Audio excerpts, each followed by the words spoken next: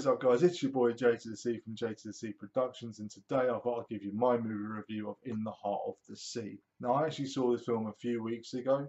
Cineworld do an unlimited secret screening, and this was the film they used. It's the first time I've ever been to one of their secret screenings. You know what? I'm going to give you guys props. I really enjoyed myself. It was a great evening. It was really well organised. And the fact you gave us a free bag of sweets when we walked in, you know the way to my heart. In the Heart of the Sea is basically the Moby Dick story. The film starts off with the author going off to interview the cabin boy, who's now an old man played by Brendan Gleeson. At first he's very much like, no, I'm not going to tell you what happened on that damn boat. No. And then all of a sudden his wife speaks to him, and like most of us, when the wife speaks to us, he turned around and said, okay, I'll tell you what happened on that damn boat. So it goes back to the 1820s when he's a cabin boy on the boat, which is the first mate is Chris Hemsworth. And they go off to do some whaling. That's what they did back then. They liked a bit of whaling in the 1820s.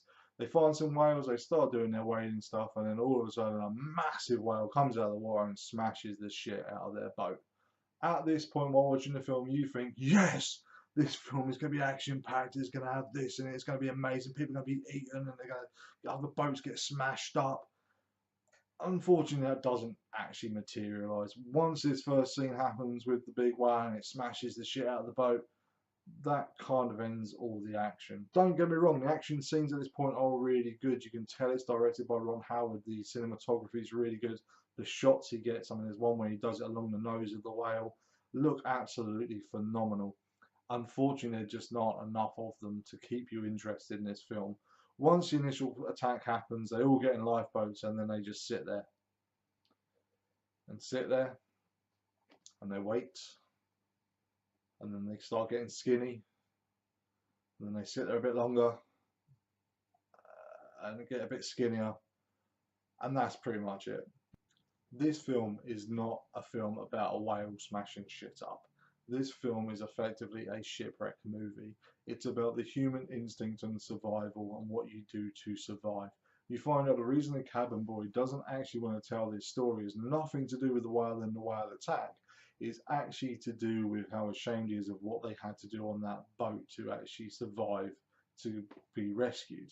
There is a scene where one of the crew members in the lifeboat dies, and Ashwood, they go all green inferno and start dicing him up and eating like pork chops. Now at this point I was kind of hoping that Eli Roth was going to pop out the water with a big bucket of gore and throw it all over him. Unfortunately that didn't happen.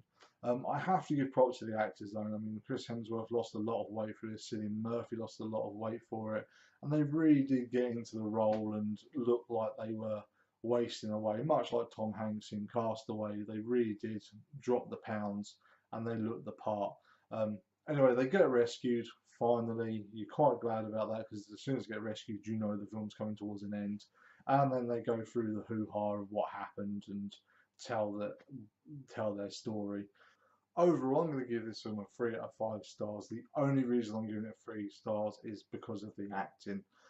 Let me know in the comments below, guys. Have you seen the film? What did you think? And if you like this video, slap that like button across the face and fist bump and subscribe.